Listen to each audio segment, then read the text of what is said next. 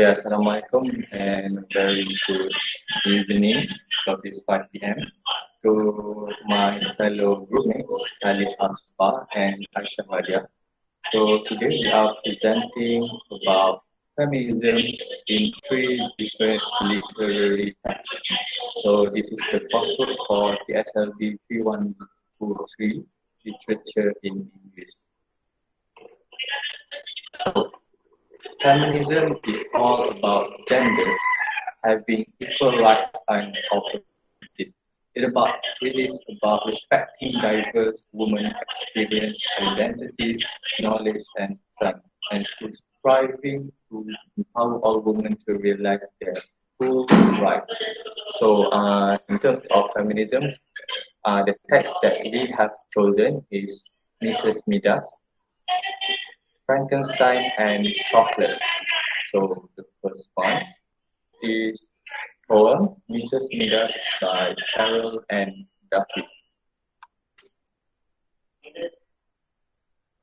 So Mrs. Midas is a poem written by very Scottish poet Carol and Duffy, the former poet laureate of the United Kingdom.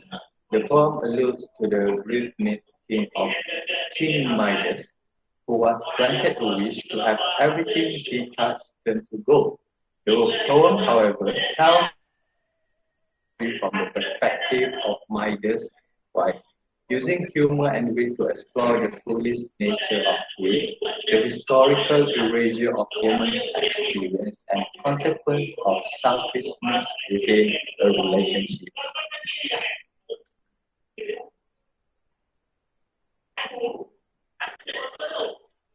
So, for the first theme that we have analyzed is woman is subjected to inferiority. Mrs. Mida's humor and relaxed personality to reflect a typical yet woman in history and literature. There are a number of great personalities among women, yet these personalities are seldom mentioned in either historical fact or historical legend. This characteristic of Mrs. Midas can be understood as the author is trying to highlight this inequality. Mrs. Midas was so in love with her husband, but now she is terrified that even a kiss would turn her lips into a work of art. On the other hand, feminist critics may open up other meanings behind Mrs. but interpreting Duffy's use of gender roles as showing how much hurt a woman can go through because of her husband, especially if she still desires him, suggesting how in our society a woman is often believed to be most happy with her dominant male. Okay, so now Khalis. So in the poem there is a phrase. The snapping tweet has a very violent tone to it. So what is your comprehension about this? Hello, can you hear me? All right, Mr. Amar. Yes, Khalis. Okay, thank you for the question.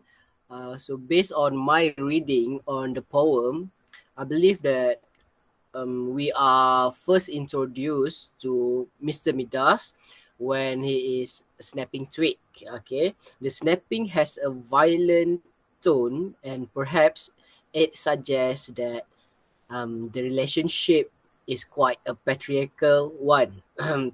Although the woman may have a voice, but it is still considered as weaker than the man's voice in this setup. So, Mrs. Mida's husband, who is quite greedy for money and who is hurting her emotionally, he still pets, he still gets the stereotypical doting wife who serve up the meal and pour with a shaking hand. Yes, that is my answer for your question.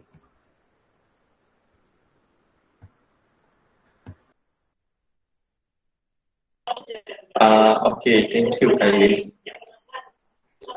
So now we proceed to the next stanza as seen in the next stanza. Later in the next stanza, Mrs. Mida's husband came back inside the house, and as he saw the door knocked, even the curtains turned to gold, unsurprisingly prompting the speaker mind to make new association. The appearance of the curtains made her think of the feel of the gold cloth and Miss Macready. So, feel of the cloth and Miss Macready is an association made by Mrs. Midas about and his historical reference to when kings of England and kings of France they would uh, bring lots of gold cloth as a sign that shows that they are superior in a way to the other side. Okay, Aisyah, Aisyah, are you there? Yes, Aisyah, so yes. what is your opinion on the king about his attitude towards her wife, Miss Midas? In my opinion, Mr. Nida's husband next sat in a chair as though he was a king sitting on a polished gold throne. He had an expression on his face that was odd, untamed, and arrogant. So when Mrs. Midas asked him what in God's name was happening, he just laughed. And as women, of course, they want to be part of the truth, but it's frequently denied by so called superior males that they think they know how to handle everything by themselves. That's my opinion. So I see that King Midas actually just laughed when her wife, when his wife wants to know about something. So it actually displays that the so-called superior males, they think that they know everything. And progressing to the evening, the speaker said that they had to sleep separately. Uh, Mrs. Midas, she doesn't want to be accidentally touched by her husband. And beyond this, that she leaned a chair against the door of her room to prevent him from coming in. So she even blocked the door because she didn't even want to be close to her husband.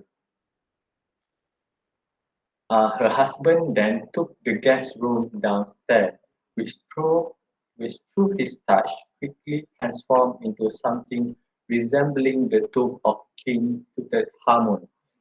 So some of you might know King Tutankhamun, ancient Egyptian pharaoh whose tomb was very extravagant with absolutely ridiculous amount of gold objects. Now, even though the speaker said that she was afraid of him holding every embrace that he might have for her might be sweet as honey, but now she would become literary honey by his touch. She feared too that if he kissed her, he would turn her lips into a golden sculpture. Matter is that the speaker says that no one can actually live with a heart made of gold. When the speaker slept that night, she had a dream in which she gave birth to her husband's child, and that child was made out of gold. It can be it can be argued that Mrs. Midas is a feminist poem the inequality that women in literature and in real life faces. The author creates a stereotypical wife who cooks and cleans, but subverts his personality by suggesting that Mrs. Midas is a strong-willed and intellectual woman. Using Mrs. Midas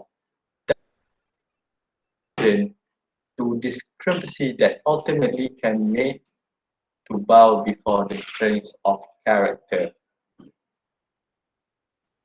So the next theme that we will be exploring is erasure of woman importance. So the title is Mrs. Midas. What of King Midas and what is actually about? No, the story is about a king and what happened to it. But this poem, the title, immediately calls the reader's attention to what left out of the original story. The perspective of the king, what to the king, that was directly affected by the king's decision. Of course, women are often erased from important details in history as seen in this title. So, Khalis, Yes, are you yes, there? Amar. Khalis, can you please tell me what does society thinks of a female heroine? What does the society thinks of what, Amar? Can you come again? A female heroine, a hero, but is actually a female. Oh, all right, all right. Okay, okay. Okay, from my understanding, some of the greatest feats in humankind history are accomplished by women. But when there is a male in the main picture, women are suddenly gone. Like, not even traces are there. Not even traces are left. Do you know why? Because the society likes the idea of an all powerful dominant male. They doesn't like the female powerful character. So they don't want a woman who prevails even after all of the odds are stacked against them. They just want a hero minus the struggles and all conquering hero that displays absolute dominion. Man has a tendency to be associated with such things. Women, not so much. That is my answer for your question. Okay, a very interesting opinion, Khalis. Okay, the next that we will be exploring is one. In this poem, what bothers the speaker, she says, is not her husband's stupidity or greediness. She doesn't care about all that. However, the fact that he didn't think of her at all when he made the wish, it was, she said in her words, utterly selfish. Spouse has lack of thought and is purely selfish, but dreams of bearing his child. It could be proposed that Mrs. Midas is a symbol of many women who are not treated kindly by their spouse, but still wish to have children, as doing so is what society has made us think how relationships should be like. So this is again a stereotype of the society that cause many problems in young couples nowadays. The author has made Mrs. Midas almost seem evil by introducing Mrs. Midas' dream of having a child. Is something a couple usually agrees upon in a respectful manner, meaning that they will have uh, a normal discussion on when they want to have the child or where, something like that. So it suggests that King Midas would have ever he let his greed for money come before his lover's wife. But there is another side to this state of conflict. Although Mrs. Midas broke her dream, Mrs. Midas still checks up on him even when she kicks him out. So after everything in the house turned, he eventually kicks him out because she couldn't bear everything turned to gold. What if even bread, even porridge turned to gold? Then she cannot eat anything. So she eventually kicks him out. How is seeing a bowl of apples stop her in her tracks. because of the memories and feelings that it brought out. So actually, even though she kicked him out, she longed for her. She misses King Midas. What she all is the speaker says are her husband's hands. The feel of warm hands on her. The implication is that if King Midas had thought of his wife and the effect on her, even made the wish on the first place. The poem suggests that this erasure of female importance, or perhaps more broadly, any importance of women beyond that of powerful men like the king, is at least in part has explicitly shown do matter. Women's opinion do matter. Finally, by telling the story from the wife's point of view, the poem forces the reader to consider the pain she experienced as a result of her husband's action. So, like as nowadays, like all of you might have seen, some very powerful men, they have made very important decision, and the one that bears the consequence of this decisions are women, men, and children alike. Nobody is decision, but they still bear the consequence. The speaker reveals how harmful the words, the whole ordeal has been for her, from her initial fear of being turned to gold herself, to her later sense of loss of her husband, and how she still misses. Perhaps most tragically, the speaker details how her husband's foolishness cost her the chance to have a child and become a mother, as seen in the last line. I miss most, even now, his warm hands on my skin. So, mm, Aisyah, I have a question for you. Why do you think Mrs. Midas and King Midas still has no children after marrying for quite some time? Surely they had some time to bear a child before King turned everything to gold.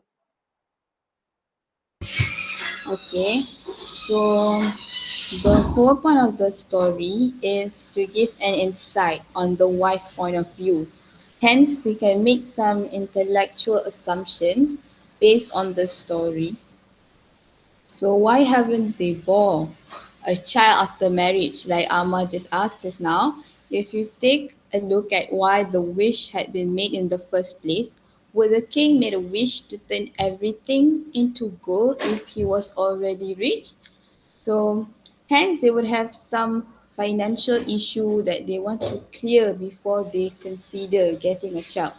So this suggests that even in some society nowadays that financial stability must be achieved first before considering anything like a marriage and children. And elderly people often call this as financial planning. So that is, I think, why regarding your question just now. Okay, thank you, Khalis. Hi, yeah. Is my slide visible to everyone? No, Amra. Yeah, I cannot see the slide. Okay, some technical. Okay, okay. Wait, but actually I'm done. So wait, I'm trying to you all.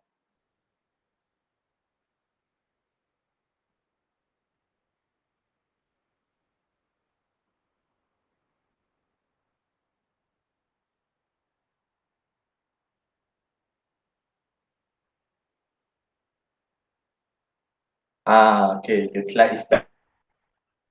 So, Yep, you can see it. I think now it's Aisha's turn. So, Aisha, the stage is Okay. yours. All right, thank you, Amma. So now, for the next literary work that we are going to discuss is on Frankenstein by Mary Shelley. So as we know that we have been discussing this short novel for a very long time in our class, and I think both of you have already known some inputs or some points regarding this story. So, just to remind everyone about the synopsis, it's a story about young, ambitious scientist that decides to play God, and in the process, he finally created a monster. As so, along the way, as the monster struggled with self-identity and the meaning of his life, he finally enacted revenge on his creator by destroying everything that the creator loved. So that is the whole idea of how this story will go on. Okay, now we are going to talk about the feminism elements in Frankenstein. So there are 3 points that I would like to bring out here. The first one, we are going to talk about the background of the author, who is Mary Shelley. So we are going to relate how her background relates to feminism. And the next one would be the female characters in Frankenstein. So how these female characters play their role in implying the elements of feminism. And finally would be one of the themes implied by Mary Shelley in this story, which is men's fear of women's power. Okay, so let's start with the first point, which is the author, Mary Shelley. So, the author, Mary Shelley, the main key that I would like to point out here regarding the author is that how family background can influence one person to be well educated. Okay, so Mary Shelley, the author, was born on 1797 to William Godwin and Mary Wollstonecraft. Okay, so if we look at her parents, her father was an author as well as a philosopher. Okay, so in my opinion, it was normal for men during that time to be in a position of knowledge. Plus, those who possess knowledge during that time usually came from people of wealth. Hence, it is normal for men during that time to be educated. But the extraordinary thing about Mary Shelley was about her mother. So her mother is considered as the first feminist during that time. So even before Mary Shelley was born, her mother was Mary Wollstonecraft. So her mother has have done a lot of revolutionary work, and one of the works is called Vindication of the Rights of Women, which focused on the education of the female sex. So here we could see how during that time we already have the educated woman. So because becoming a feminist, you don't only need to have basic knowledge. You don't only need to learn or know how to read. You need to have critical thinking skills. You need to see things out of box. Okay, so how can Mary Wollstonecraft at that time already have the ability to think to create this feminism thinking skills in her, and how can she imply this feminism to her daughter Mary Shelley? So because of this, due to the influence of her parents, of Mary Shelley's parents, Mary Shelley had got herself into writing and was very educated compared to other females during that time. And this idea of female being educated actually contrasted to some of the ideologies saying that men loves women who will submit to them.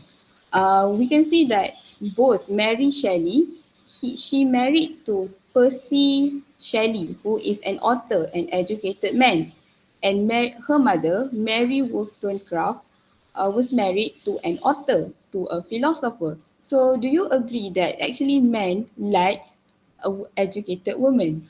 Do you agree with that statement, Khalis and Amar? Or do you want to Yes, argue with that? educated women are the best. Right, Khalis? Of course, I from my personal view, I really love someone who is educated because if we were to get married together, I would love my wife to be someone who had the same thinking level with me. You get Yeah. what I mean? Yeah. Yes.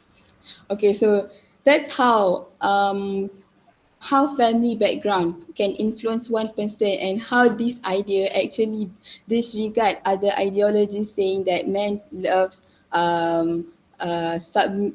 submissive women. So if we look at her father again, so what do you think the role of father in developing a well-educated daughter, Amar? What do you think the role of the father here? Since her mother is considered as the first feminist, what about the father, Amar? Okay, thank you, Aisyah. So the role of father. So fathers, like mothers, are actually pillars in the development of child. Children often look to their fathers to lay down rules and enforce them in a good manner. If their father is someone bad, can follow. And they also look up to their fathers to provide a feeling of security, both emotionally. So there are actually a number of things that a daughter needs from her father. A daughter needs her father to be involved in her education, her growth, her father to demonstrate a healthy marriage so she can provide an example for her. She also needs her father to support her, to trust her as a confident, and she also needs her a strong spiritual leader, and most importantly, a positive role model.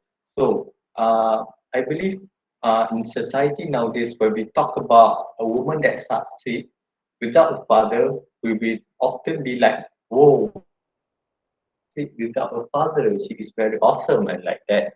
Uh, that shows to you how important a father is to their daughters in terms of uh, successfulness. Uh, at least that is my opinion.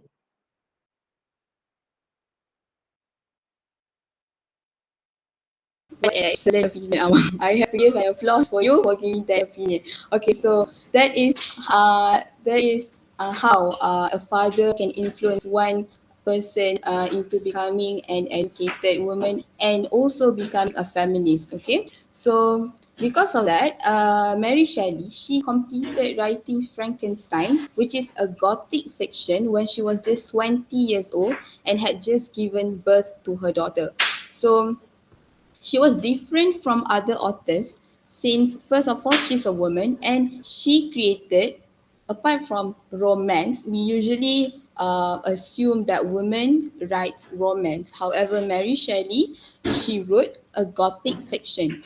So she managed to imply or these elements of feminism in this kind of genre. So usually when we read books, it is very clear. It is very clear when once we read a feminism type of book, we can already know from the cover page or maybe the themes of the story that it's a feminism book. But for this story, Frankenstein, we never thought that the element of feminism would be instilled in the story. Okay, so Mary Shelley was so clever that she made people think those who were aware would notice the elements of feminism in them. Alright, so next we will continue to the female characters in Frankenstein. Okay, so if we look at the story, notice that the female characters in Frankenstein are mostly supporting characters. Okay, so we have Margaret Savvy, Caroline Beaufort, the mother of Victor Frankenstein, Elizabeth Lavenza, the wife, and finally Justin Moritz. Okay, so these characters, I wouldn't want to say underdeveloped, but they are their appearance, they do not have so much appearance as compared to the main characters, as we know, Victor Frankenstein and also the monster. So Elizabeth, on the other hand, we could consider her as the main female characters here, regardless. Her ending wasn't a very good one. Okay, so for example here, you can say Caroline Beaufort, the mother of Victor Frankenstein. So here, the mother only appeared on the first few chapters of the story, uh, trying to tell readers how Victor was brought up. So, can you imagine the character? Okay, so here the characters, they were very small. However, they can give a huge impact to the whole plot line of the story. So can you imagine like how what would happen if Caroline Beaufort, the mother of Victor Frankenstein, actually raised Elizabeth to become an educated woman instead of raising her as a gift for Victor Frankenstein? Okay, so it will change the total. It will change the whole plot of the story. So the absence of these characters could actually deteriorate the development of the main characters. Okay, so however, the question here is that why Mary Shelley create these female characters to be so fragile, and why wouldn't she create them to be the leading characters instead if she was indeed a feminist? So what do you think about that, Khalis? Okay, regarding your question, I think the reason why the author wrote such a female character in such way is because of the maybe because it is said to be like that during that era, during the past era. As we all know, men are considered as the male dominant, the dominant type of gender. So female only follows men. So based on that accustomed stereotyping, maybe the writer write the characters for female in such way. Yes, I do agree with you. And I also have another opinion that maybe Mary Shelley would want to ridicule both men and women who have internal misogyny in them. Okay, so those who have internal misogyny happens when they submit to the idea that it is okay for women to be submissive and be fragile, and they even invalidate the power or the rights of women. So they want to ridicule because there are actually some females who dislike the idea of women having their own power or their own abilities to strive for their rights. So this is how Mary Shelley created these female characters, both to tell the world that woman actually has the power to change the future, and also she wanted to ridicule the idea of internal misogyny among people in that era. So now we will look at the final theme of Frankenstein, which is the man's fear of women's power. So this is one of the themes inside Frankenstein. So the idea of this topic comes from Frankenstein's decision to destroy the female monster he created.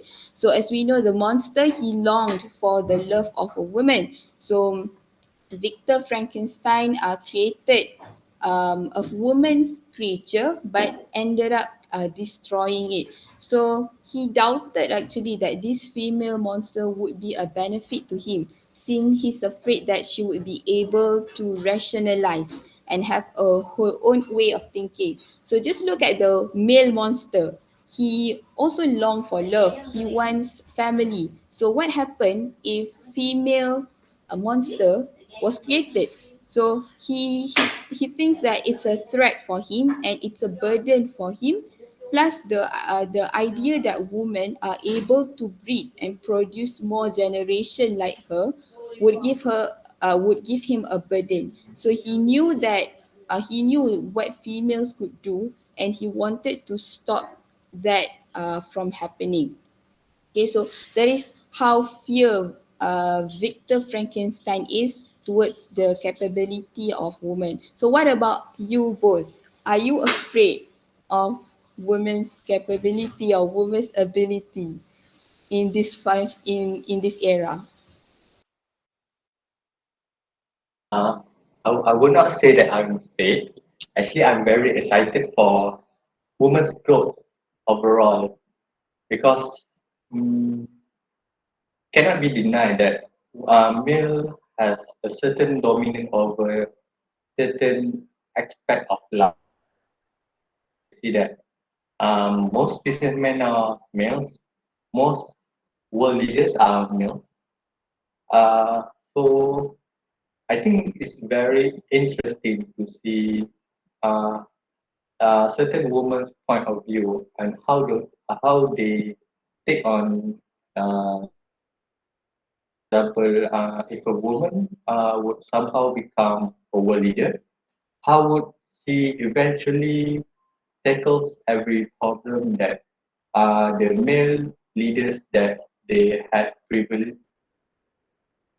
So again, I summarize that I'm not actually afraid, but I'm excited to see what happens. Yeah, how about you, Khalis? Okay, I actually totally agree with Amar's opinion, but I want to talk about from another perspective about how men. There are some men, those men exist where they fear to women's power. For example, I say in our society, in our Malaysian context, in our society, when I scroll through TikToks or Twitter, almost every day the topic about marriage of men with a career woman is being taught. So a lot of men in our society, they tend to fear of women's power because they feel like it is not acceptable enough for a woman to lead their family. So they think that only a man should be the leader of a family.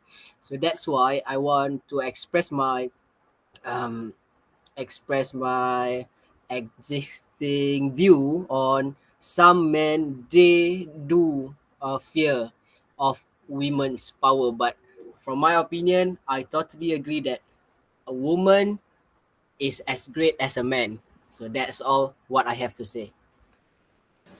Wow, thank you, both of you, for having such a great explanations.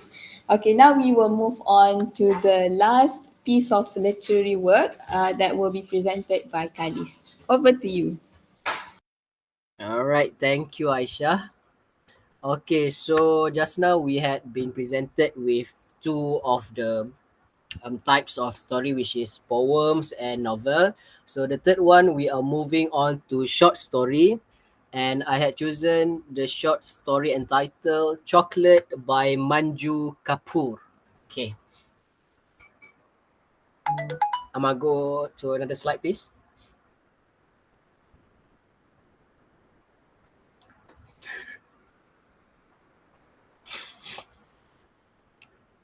Technical difficulty because I already switched to the next slide, but somehow the presentation. So Oh maybe my. Okay, give me a second. I have to read on what the text is before this one. All right, the summary. there is. All right, thank you. So this is a bit on the synopsis of the story. So, what Chocolate is all about? It is the story is based on the revenge taken by Tara. Tara is the wife. So the revenge by Tara on her husband Abe, and is more on the feminist perspective.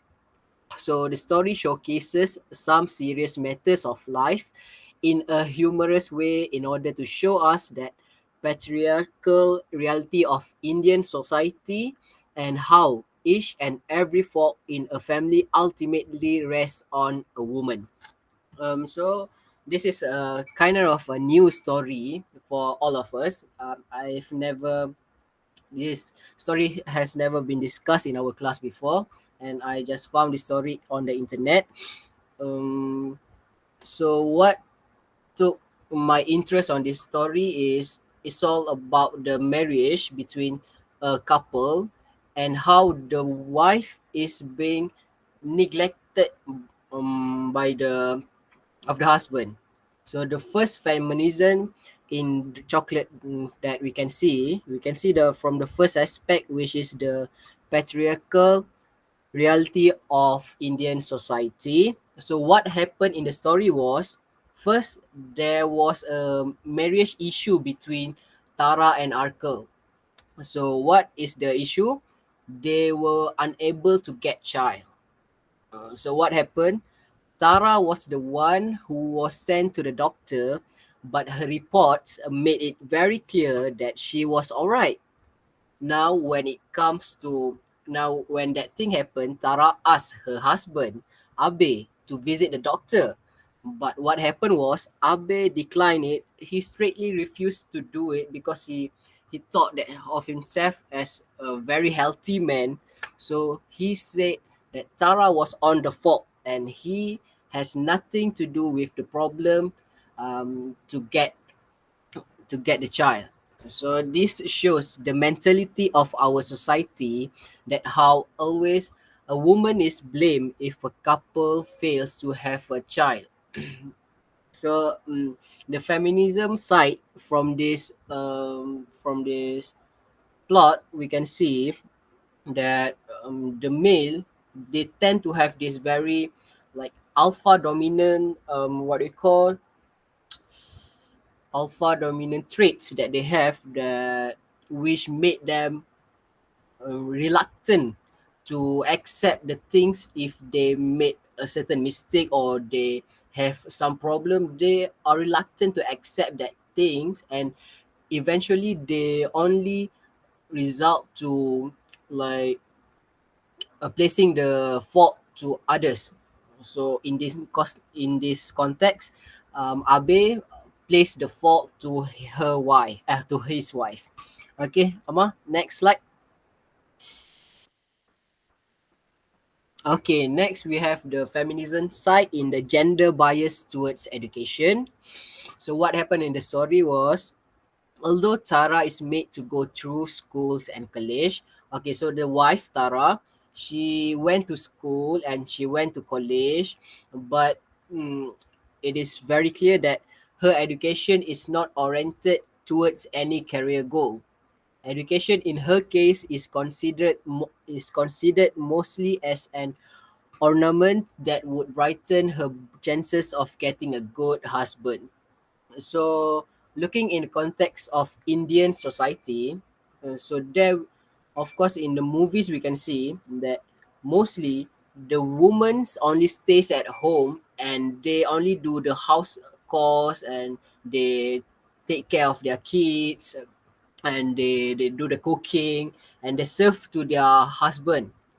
So it same similar to the situation happening to the society in this short story. Tara is also also like that. She went to the college only to like brighten her chances of getting a good husband. So if she went to the college and she holds a degree, that will make her value of the name to be to get more husband candidate towards her. So I want to ask a question to Amai Skandar. Amai Skandar, what is your opinion? What is your opinion on women's not furthering their studies and they want to rely on their husband on their next stage of life? What do you think of that? Uh, okay, thank you, Khalis. Uh, Explicitly saying, I think it will be such a waste. You know why it's such a waste? Because some of these women, uh, like poor background or rich background, this type of woman that didn't have the opportunity to pursue their education at a higher level, they are just wasting their talent. If they are relying on their husband in the future, what if somehow the husband live and die, and then she would she wouldn't have anything. She would not have any insurance that she can live most of her life on her own. So if she has education, at least if the education that she has taken at a high level is a ticket, an opportunity for her uh, a good job that she can support herself even without a husband. However, uh, if like normally elderly people, they will think that no need to get higher education because can rely on husband, right? So, but uh, if even if the young woman that didn't have a husband yet pursue a higher education, doesn't mean that they would not get a good husband. They will still good. They will still get a good husband, even if they have a master degree, a PhD. Uh, Maybe in some cases they will get better husbands. All right, thank you for your opinion, Amar Iskandar. So I have to agree with you that is such a potential waste if we just let the other gender to go without education. So I still have another one question to ask to Aisyah Iskandar, but I need to explain first about another plot, another interesting plot. And Aisyah, you have to listen carefully to the plot because I did not write anything in the slide. So you have to clear attentively, okay? Okay. All right. So what happened in this chocolate, this in this short story, the main things or the main issue is about cheating. So okay, so you know Tara and Abe. Tara is called, you know, the husband Abe. He always called Tara as a fat woman, as a fat girl, as a ugly fat wife. He always told that thing to his wife. So what happened was, Tara was just she just accept all of those insults. She accept it because she thought that even though her husband insulted her, but her husband still loved her as a woman. So he never thought that her husband would cheat on her. So every week, every single time that her husband went out to go, when her husband went out to cheat or with another woman, she would bring her a bag of chocolate. So that's why the name chocolate comes. So whenever the husband went out cheating, he would get his wife a bag of chocolate. And Tara, obviously, she really liked the chocolate that much. She just ate the chocolate, even though her husband keep telling her that it was making her getting fat. But Tara loved chocolate so much, so she just ate it. And what happened was, when after a few months of eating the chocolate, Tara, she said something to to her husband. She want a peppermint flavor chocolate. But still her husband did not he cannot remember what Tara wanted, and so he just bought the same chocolate. So Tara, it made Tara to think why her husband is making such a mistake, even though her husband is very particular in such things. So that's when she came across that her husband was cheating on her, and from that moment on, she started to hate on chocolate. She really hate chocolate, and even at the look of chocolate, she would get nausea. She would throw up. Uh, all right.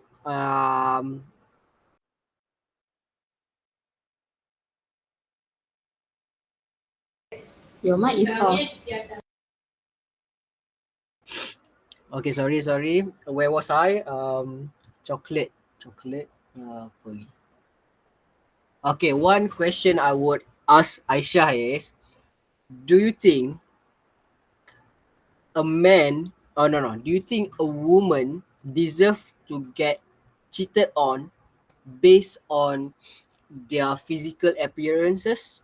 Do you think do you think so? And if not, why do you think that thing happened? In my opinion, because your question just now said whether a woman deserves to be cheated because of her appearance, right? In my opinion, it doesn't really matter whether he or she, whether she is a woman. I mean, even if you are a man yourself, you don't deserve to get to be cheated because of your appearance. Okay, let's say Khalis, for example. Okay, you don't want to be cheated because you don't look as handsome as compared to other males, right? So it doesn't really matter the gender here.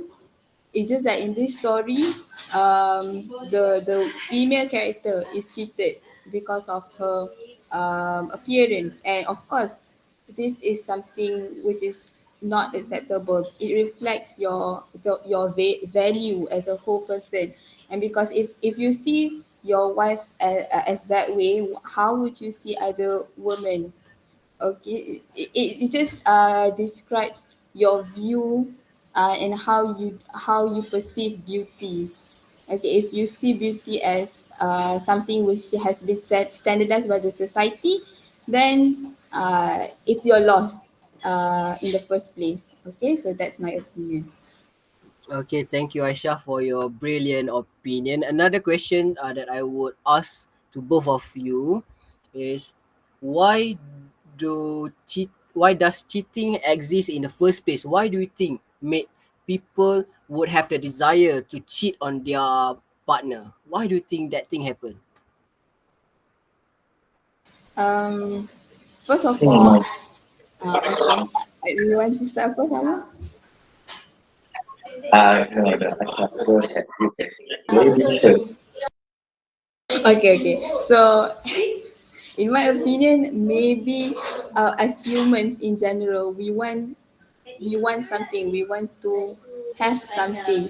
So maybe people cheat because they are not able to get the things that they want. So like little devils and humans, they try to be mischievous by doing tricks. So when you have the idea of, okay, if you cannot have this, how what are the other plans, and maybe cheating would be one of the plans and easiest plans to get everything that you want. So that is maybe how it cheating comes about, in my opinion. How about you, Amma? Okay. In my opinion, I think that the main reason people cheat is that other from last, we put last aside. I think it's about most. I read a study that most men that cheat they have uh, inferiority complex. Something like uh, they feel that they are not getting enough from their current partners. So they tend to find something more. In this term, they are finding more partners to maybe to do something what they want. Uh, okay, Alice. All right, thank you for both of your opinions. I found it like very good to know your opinion or your take on these issues. So that is all from my part for the short story. So guys, do you have anything else to say? I think that's all for all of us for this session. So with that, thank you. Thank you, madam. Jumpa lagi. All right, thank you.